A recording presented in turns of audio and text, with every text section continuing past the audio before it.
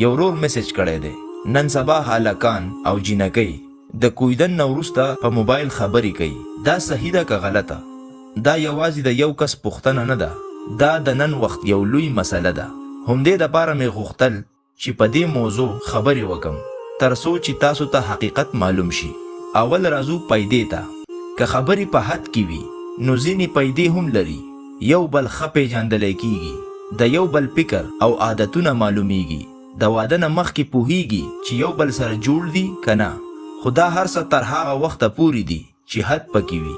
اوس راځو نقصاناتو ته چې زیات خطرناک دي. اصلي مسله هم دې ځای نه شروع کیږي. په شروع کې هره خبره خوږه وي، هر لفظ د مینې ډک وي، یو بل ته ډېر احترام وي.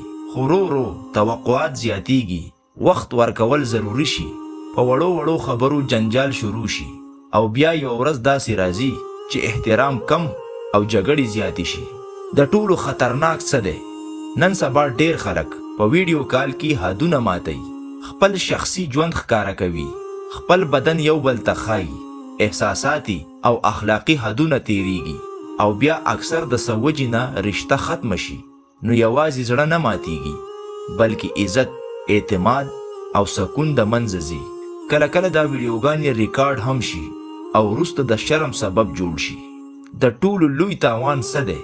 اعتماد د منځه ځي، ذهني فشار زیاتیږي، انسان ځان ته په سترګو نشي کتلی، راتلونکی وخت یې هم خرابیږي. نو څه کول پکار دي؟ ملګرو خبره ډېره ساده ده. کویدن یوازې یو کمیټمنټ دی، لایسنس نه دی. احترام او حدونه ډېر مهم دي. څومره ضرورت وي هماغومره خبرې وکئ، خو په کنټرول سره. خپل عزت او شخصي ژوند هیڅکله مه خرابوئ. مهمه خبره، د لنډ وخت د احساساتو دپاره د همیشه تاوان مه کوئ.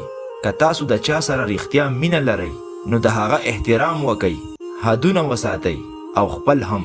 ملګرو دا ویډیو مې د یو ورور د پیغام د عمله جوړه کړه، ځکه دا موضوع اوس ډېره عامه شوې ده. که تاسو هم په داسې حالت کې یئ نو په فکر سره پرېکړه وکئ.